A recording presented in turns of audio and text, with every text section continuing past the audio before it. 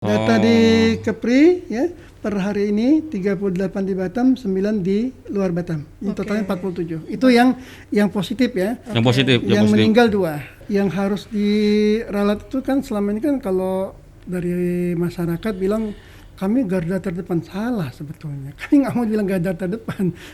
Garda terdepan itu masyarakat, bukan kami. Kami kan udah dihilir nih kan, kami kan nerima yang sakit.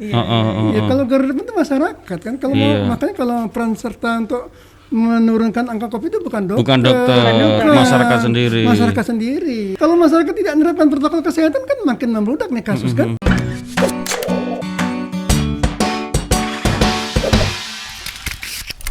Kita undang Ketua Ikatan Dokter Indonesia Wilayah Kepri, ID Kepri, Dr. Rusdani MKK. Selamat siang. Iya, selamat siang. Selamat datang, Dok. Sehat, Dok? Alhamdulillah. Waduh, sehat. Kalau dokter harus sehat. Kalau dokter nggak sehat bahaya kita. Iya benar. Enggak juga. Nggak juga ya. Dokter juga manusia. Jadi Ketua Ikatan Dokter Indonesia Wilayah Kepri ini adalah seorang dokter lah, iyalah. Nggak mungkin nggak dokter, nggak boleh, Dok ya. Mesti harus ketuanya mesti dokter ya? Harus dokter dong, karena ketua itu kan anggota ID. Karena anggota ID dokter. Iya. Emang ID ini sebenarnya organisasi ngapain? Maksudnya dokter. Oke, kita tahu dia dokter, Ikatan Dokter Indonesia. Ya, tapi apa itu spesifiknya, Dok? Jadi gini, ya. Jadi ID itu mengayomin untuk melindungi anggotanya, ya. Jadi apapun spesialis lu, apapun dokter, kalau lu udah menyandang gelar dokter wajib menjadi anggota ID. Wajib itu, Dok, ya? Wajib ya. Kalau tidak menjadi anggota ID dia nggak boleh praktek. Boleh lu nggak jadi anggota tapi lu nggak bisa praktek. Karena syarat untuk praktek itu harus dapat rekomendasi dari ID. Paham kan? Iya. Jadi memang yang mengeluarkan SIP itu dari dinas setempat ya. Kalau kita kan di Gedung Sumatera one stop service ya. Tapi tetap dia minta rekomendasi ID. Kalau ID nggak kasih rekomendasi dia nggak bisa mengeluarkan. Iya, karena mungkin dokter ini spesial kan, ini kan profesi butuh keahlian khusus dan mungkin syarat-syaratnya juga beda sama profesi-profesi lain karena ini kan urusan kesehatan, urusan nyawa, ya mungkin kira-kira gitu ya, Dok ya. Jadi gini, kalau misalnya dia ngaku dokter, anggaplah dia tamat 12 tahun yang lalu, tapi dia selama ini nggak pernah praktek. Pertanyaan apakah dia masih kompeten sebagai dokter? Iya dong. Ya berarti kan dia mesti di training lagi atau ikut ujian lagi. Karena kan kita kompetensi kita itu 5 tahun sekali harus upgrade, harus 5 tahun sekali, Dok. 5 tahun sekali kita mesti ngambil namanya STR, surat tangga registrasi. STR itulah cikal bakal kita untuk mengeluarkan rekomendasi. Jadi berat jadi dokter itu. Praktiknya susah. Iya. Belajarnya juga lama. Iya. Dokter Rusdani ini kan dokter, udah jelas dokter ya. Dokter tuh ada macam-macam ya, Dok ya. Ada berapa macam atau apa? Istilahnya apa? Spesialisasi atau jenis-jenis atau apa sih? Jadi namanya kolegium. Jadi kalau bahasa PDSP, Persatuan Dokter Spesialis. Itu macam-macam ya, ada kebidanan, ada ortopedi, ada penyakit dalam, ada anestesi, ada radiologi. Nah, masing-masing ini bisa bercabang lagi, kayak penyakit dalam tuh ada yang masih ada cabangnya lagi. Ada lagi sub spesialisnya itu ya. Mungkin dia mendalami ginjal, mungkin dia mendalami jantung, mendalami di pencernaan itu. Ya. Tapi tetap itu di bawah, kalau bahasa kampungnya bahasa kami itu di bawah rumah besar ID. Tetap ID. Meskipun mungkin ada juga ya Ikatan Dokter Spesialis Jantung, ada, Dok ya? Ada. Itu ada tadi ya. Iya. Itu di bawah ID. Tapi tetap di bawah ID ya, nggak mungkin dia Ikatan Dokter Spesialis Jantung sendiri berdiri sini enggak ya? Dia di bawahnya ID ya. Makanya tadi ID ya kalau mau praktek atau dia bisa dibilang dokter tadi tetap harus ikut anggota ID ya. Harus ikutan ya, Dok. Wajib. Jadi kalau Dokter Rusdani ini apa? Kalau tadi ada dokter macam-macam. Kalau Dokter Rusdani sendiri ini dokter apa, Dok? Kan di belakangnya ada MKK. Kemarin kita dengan dokter tulang tuh apalagi itu. Terus Iya, kita iya, dokter orto. Jadi, kita sempat berapa kali dengan dokter saya yang kemarin. itu di okupasi ya. Jadi saya itu lebih konsen di kesehatan kerja. Kesehatan kerja. Iya. Jadi saya bilang tadi kalau di kesehatan kerja itu konsen kita gimana caranya karyawan di suatu perusahaan itu tidak sakit, tidak timbul kecelakaan kerja. Keren ini agak berbeda. Jarang kita Agak nemuin beda. dokter ini, dan ini kebetulan ketuanya langsung, ini dokternya agak ini ya. Jarang kita nemuin gitu kan. Iya, yang belakang yang biasanya dokter spesialis. Memang kan di pendidikan kita sebelum kita spesialis itu kan kita kan memang cikal bakalnya itu 4 kan ya. Promotif, preventif, kuratif, rehabilitatif. Nah, kalau yang di rumah sakit dia condong di kuratif, penanganan tapi, gitu ya. Kalau kami di perusahaan di preventif promotif ini konsennya. Jadi kalau preventif promotif ini misalnya tetap ada case, ada kasus, ya kita rujuk ke mereka, kasusnya mereka. Oke. Jadi Dokter Rusdani ini benar-benar dokter. Jadi makanya dia ketua Ikatan Dokter Kepri ya. Emang ada dok? Di Batam itu ada dok? Ada. Oh ada ya. Setiap kabupaten kota ada cabang. Kabupaten Jadi, kota ya. Provinsi itu wilayah. Oke. Kalau yang di kabupaten kota itu cabang. Oke. Kalau yang di Kepri sendiri udah berapa lama, Dok? Kita itu kalau nggak salah itu 2008. Karena saya periode 3-4, saya ini dokter ketua yang keempat. Mas sekarang masuk periode kelima. Oke. Periode kelima? Padahal satu periode berapa ini dok? 2 berapa tahun? 2 tahun. Jadi yang pertama dokter Aprijal 2 periode, 3 tahun. Digantikan Ibrahim 1 periode. Saya periode keempat. Sekarang masuk ke periode kelima. Maksimal 2 kali dia. Iya. 2018 hampir 12 tahun. Iya. Nah, kalau misalnya ditanya ID ini fungsinya apa tadi ya? Fungsinya apa? Terus atau kegiatannya mungkin ya? Kegiatannya. Selama ini ngapain aja, Dok? Di Kepri ini. Ya, jadi kalau ditanya program sebenarnya satu tadi kan kita yang paling penting itu kan kalau ID itu kan dia administrator, ya, menurut pencatatan anggota gitu kan. Terus kalau ada anggota yang nakal, misalnya kan ada yang malpraktek segala macam, itu kan itu organisasi yang panggil. Ya. Terus ya untuk tertib misalnya tadi STR lo mati gitu. Jadi terpaksa lo nggak bisa praktek. Nah itu ID nanti yang gimana cara meregisternya, gimana cara dia mendapatkan STR baru lagi, itu ID itu. Jadi kita dari anggota untuk anggota sebetulnya itu. Ya. Oke. Dok, sorry dok, kalau di media kayak kita itu kan terkait dengan pelanggaran kode etik jurnalistik kan kita ada namanya Dewan Pers ya. Dok. Tapi kalau dokter misalnya dokter itu melanggar kode etik misalkan, itu ID yang ini. Ada. Atau jadi kan kayak malpraktek misalkan. Itu hanya berhenti di ID atau nanti polisi masuk jadi gini. Di ID itu ada namanya MKEK. Majelis Kehormatan Etik Kedokteran. Oke. Itu di tiap wilayah, tiap cabang ada. Nah, tapi kalau yang di si cabang udah ke pusat itu namanya MKDKI. Itu udah pengadilan tuh, udah ngambil putusan. Tapi kalau MKEK ini sifatnya pembinaan. Iya. Tapi kalau misalnya ada dokter yang bermasalah hukum nih, nah misalkan ini kan udah kesepakatan kita ya, udah di hasil muktamar 2 tahun sekarang 2018 ya. Jadi kalau dokter bermasalah di hukum, anggaplah itu malpraktek ya, itu kalau misalnya belum jatuh ke polisi atau belum jatuh ke pengadilan, itu masih domainnya ID. Tapi kalau sudah misalnya jatuh ke pengadilan, ya, apalagi sampai dia ditahan, ya, atau udah jatuh hukuman, itu kami lepas dulu. Tapi selesai nanti baru kami etiknya kita adilin gitu. Jadi kami nggak mau berbarengan tidak. Itu. Oke. Ya kan udah ada gambaran. Gimana nih? Jangan nanti polisi ngadilin, kami juga ngadilin nggak bisa. Iya. Tapi memang kalau yang cabang wilayah itu sifatnya pembinaan. Kalau penghukuman tuh udah sampai ke tingkat pusat namanya MKDKI. Iya. Kalau ngomongin yang sekarang ini, kita lagi di masa pandemi kan, pasti ya. Semua orang tahu nih siapa jadi hero-nya, ya kan? Dokter pasti gitu yang dicari nakes, ya gitu dok. Maksudnya gimana sih sekarang kasus banyak nih nakes juga yang ini yang positif, ya kan dok? Kalau di Kepri sendiri udah berapa, Dok? 38. Kepri? Saya Kepri 47 ini. Kepri 47. Tenaga kesehatan atau dokter? Dokter Itu aja. dokter, Dok? Dokter. Banyak ya? Yang positif. Berapa, Dok? 40? 47. 47. Data terakhir hari ini ada satu lagi. Oh. Kalau nggak salah itu udah 47 ntar ya aku. Iya. Tapi yang meninggal ada berapa, Dok? 2.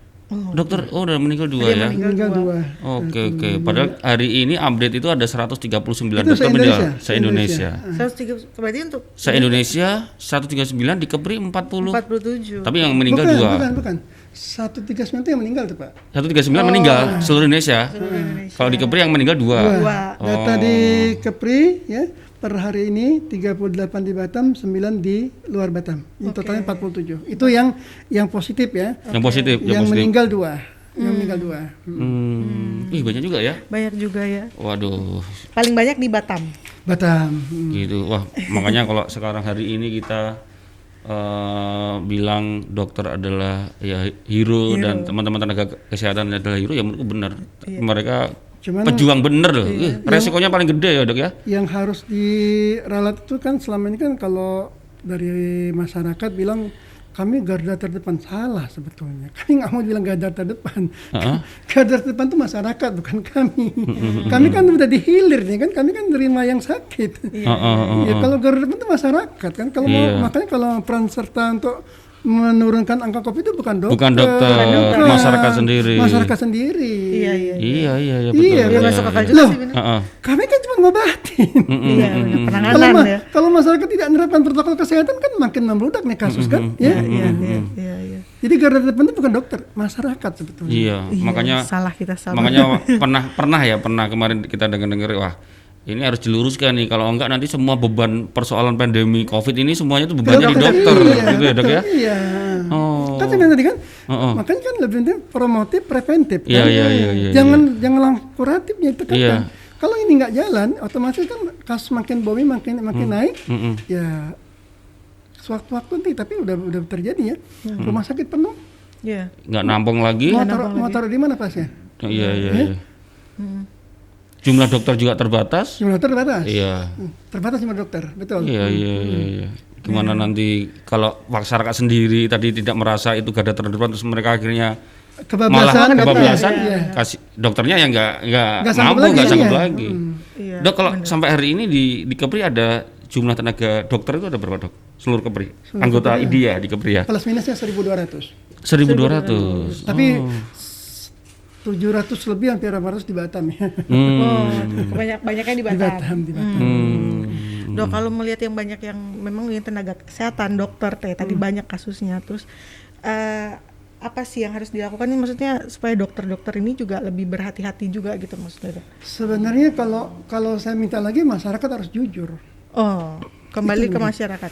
Misalnya dia konsul ke saya nih, kan tidak semua dokter praktek langsung pakai level 3. Enggak dong. Benar. Tapi kan di depan udah seleksi, Pak, Bapak ada demam enggak? Misalnya dia demam, kalau dia bilang, Dok, saya ini enggak demam, tapi saya merasa saya ada sesuatu, kenapa? Saya ada kontak dengan pasien positif. Itu kan jujur. Tapi rata-rata masyarakat kalau dia, Pak, ada kontak nggak? Oh enggak ada. Itu yang suka dokter kontak akhirnya dengan kena positif COVID karena itu ketidakjujuran pasien itu. Atau pertanyaan, Bu, Ibu ada keluar kota nggak? Dulu kan, karena kan di keluar kota itu kan lebih sensitif ya, karena kita capek, terus lagi kita kan banyak di ruang tertutup kan, apalagi dalam pesawat tuh kan, dikhawatirkan aerosol itu kan banyak nempel. Karena kalau ada riwayat perjalanan keluar daerah itu udah nambah skor untuk dicurigai gitu ya. Tapi masyarakat nggak jujur, kalau dia nggak jujur kan kita nggak ada kontak dengan pasien, nggak ada, padahal ada. Nah, akhirnya saya yang pakai level 1 ya bisa kontak dong level 1. Berapa lakukan? Tapi kalau dibilang ada, ya udah kita ini kita screening lagi nih. Supaya kita ngulangin gitu kan. Salah satunya itu kejujuran masyarakat. Kalau dia jujur, insya Allah kita akan cepat action kan. Iya. Langsung ada ininya ya. Iya, protokolnya ada itu udah. Makanya kemarin ada nggak tahu dibilang klaster atau bukan, maksudnya ada kasus yang kayak di puskesmas itu, tenaga kesehatan yang di puskesmas kena. Mereka nggak siap ini ya karena banyak warga yang ke situ udah COVID atau mungkin nggak jujur, akhirnya yang lain juga kena. Kasihan juga ya. Berarti selama ini yang terjadi kasusnya seperti itu maksudnya, Dok? Iya, jadi dokter yang kontak itu rata-rata yang dokter yang kontak ya. Iya. Kalau dokter yang menangani COVID, yang benar-benar menangani COVID, itu sedikit kasusnya. Justru Malah yang sedikit kasusnya. sedikit, karena mereka begitu masuk ke ruang COVID dia udah siap. Iya, Iya dong? betul. Kita mau perang kan bawa senjata kan? Iya. Ini saya nggak bawa senjata tapi saya perang gitu kan? Gitu kan? Nah jadi yang banyak kena itu dokter yang praktek pribadi ya, yang tidak menangani COVID. Untuk yang di Kepri kayak gitu, Dok? Atau secara nasional? Yang nasional tuh. Nasional. Kalau yang di Kepri sendiri, Dok, dari 40 itu kasusnya rata-rata dari situ juga ya? Paling banyak ya? Dari 40 itu ya, yang 40 itu yang saya tahu yang benar-benar menangani COVID itu nggak sampai 10. Oh, dikit ya? Dikit, yang benar-benar menangani COVID ya. Artinya malah justru yang di luar yang dokter yang menangani COVID justru yang tertular banyak ya? yang tertular. Jadi kalau menangani COVID nih, saya mau masuk ini ke ruangan COVID, saya udah pakai level 3. Betul, pasti gitu. Iya. Kan? Iya. Tapi kalau saya praktek pribadi ya, atau menangani pasien biasa, baik di Bangsal maupun di Poli, ya saya pakai level 1, pakai hebat level 2. Nggak mungkin kalau di ruangan praktek pribadi pakai level 3, nggak bisa cakap-cakap sama pasien. Iya. Dok, jadi di antara 43 kasus dokter yang positif itu paling banyak dokter apa, Dok? Umum. Dokter umum ya? Oh iya. Mungkin yang flu kan demam. Iya, mikirnya biasa-biasa. Belum lagi sekarang yang tidak bergejala itu. Iya, padahal mungkin bisa aja dokter karena periksa karena pegel-pegel padahal ya kan COVID ada yang pegel-pegel kan? Lah kan ada berapa kasus ini, yang berapa kasus dia kecelakaan lalu lintas. Tetap positif. Waduh. Nah sekarang saya tanya, dokter yang nangani pakai level 3 enggak? Iya. Ada lagi kasus melahirkan, tahu-tahu positif. Jadi speedan dokter. Nggak pakai ini. Lah memang kan kalau dia positif kan kita pakai ruangan khusus tempat melahirkannya gitu kan. Jadi kejujuran itu susah itu. Ya, Dok, mohon maaf ya. Ini kan karena mungkin kita lagi di masa pandemi ya. Kita mungkin agak ngobrol menghubungkan antara dokter dan pandemi ya, Dok ya. Kita akan banyak itu. Karena ini menurut kita nih tantangan luar biasa buat keluarga besar dokter seluruh Indonesia ini. Iya, benar. Iya. Dok, berarti itu juga alasan mengapa yang yang hamil dia harus di-swab dulu. Swab atau rapid dulu ya? Minimal rapid lah. Jadi kalau itu kan dianjurkan sebelum dia melahirkan, itu kan saya mau melahirkan nih ya. Jangankan yang mau melahirkan, sekarang kan teman-teman yang mau tindakan apapun yang lebih dari 1/4 jam kira ini, kita mau jahit ini nih atau ada praktor gitu kan, lebih dari 1/4 jam tindakannya itu wajib rapid. Karena kan ya di kloasal ya, di protap WHO itu yang namanya kontak erat itu jarak kurang dari 1 meter lebih dari 1/4 jam. Kalau dokter tindakan kan mana aja, dari jauh aja mana bisa kan. Jadi kalau kira-kira tindakan itu lebih dari 1/4 jam wajib minimal rapid. Oh, 1/4 jam. Termasuklah orang melahirkan, mana orang melahirkan 5 menit kan, kira-kira begitu. Iya. Tapi rapid kan tidak menjamin ya, tidak menjamin 100% misalnya rapid. Iya, karena efektivitasnya kecil ya. Belum tentu. Tapi minimal untuk ini, karena kalau mau di swab nanti waktunya lagi, cost biaya lagi segala macam. Kalau swab harus nunggu waktu 2 hari. Nah, iya. Tadi kan dokter itu termasuk preventif kita ya, preventif kami. Iya. Oke. Dok, tadi dokter bilang udah menyinggung soal rapid nih. Nah, rapid itu ternyata kalau misalnya kita sudah pernah dan kalau kita di rapid lagi itu artinya reaktif juga ya, Dok? Kalau udah pernah positif maksudnya? Iya. Belum tentu. Oh gitu ya, Dok? Belum tentu. Ada berapa kasus yang contoh nih, kasih contoh ya. Ini berhubungan dokter perusahaan lagi nih. Iya, dokter perusahaan. Ada yang positif nih. Iya. Keluar dari rumah sakit, anggapnya dia di Galang. Ya. Ada surat yang dari Galang. Surat bahwa dia sudah sembuh. Oke. Iya. Tapi surat ini kan nggak bisa dibawa untuk terbang. Iya. Oke. Berarti dia harus dirapid kan? Iya. Iya dong. Iya. Karena surat penerbangan memang rapid kan? Rapid negatif. Tapi ada juga yang masih positif, ada. Dia reaktif kan, Dok? Rapidnya reaktif. Tapi kalau banyak itu yang non reaktif, yang udah keluar non reaktif rata-rata. Oke. Dok, kemarin juga ada kasus siapa tuh yang kekerasan itu, Dok? Update-nya yang di ini salah satu rumah sakit, Mas. Ya, dia kemarin ada penjemputan paksa jenazah COVID. Yang dijadi sasaran dokter. Iya. Jadi sempat dokter kena pukul kemarin tuh betul. Jadi prinsipnya kan kami ID kan melindungi anggota tetap, ya kan. Jadi perkara nanti kasus itu mau dipanjangkan atau mau dilaporkan tergantung yang bersangkutan kan. Tapi kalau di ID itu ada namanya BP2A, Badan Pembelaan Anggota. Jadi kalau misalnya nanti si dokter A ini dia mau melaporkan ke polisi, ya, itu kita dampingin. Ada badan kita yang dampingin ada. Dari ID akan ngutus lo itu si dokter A itu dia mau lapor polisi, itu kita dampingin. Tapi kita udah bicara ya, kita kirim utusan ke dia dari anggota ini kan levelnya cabang ya.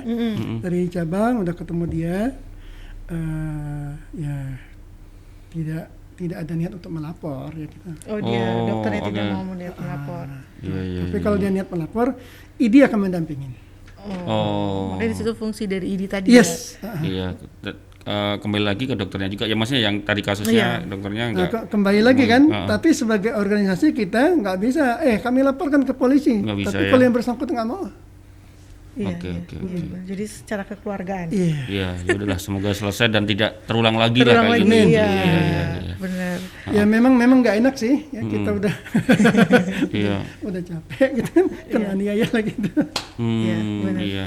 Itu kemarin untuk terkait dengan penanganan COVID ya.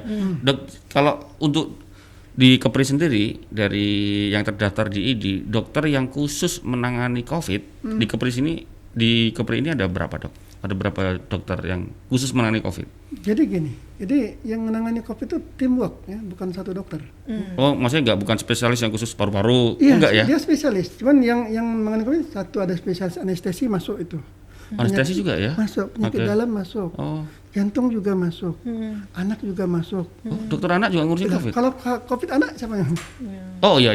Benar. Oke. Ya, ada paru tadi kan, penyakit dalam, jantung, anestesi, anak. Ini tim.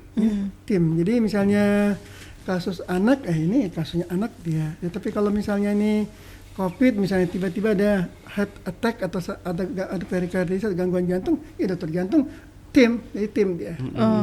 Jadi kalau Bapak tanya jumlah, saya secara jumlah gimana, Dok? Nggak bisa itu.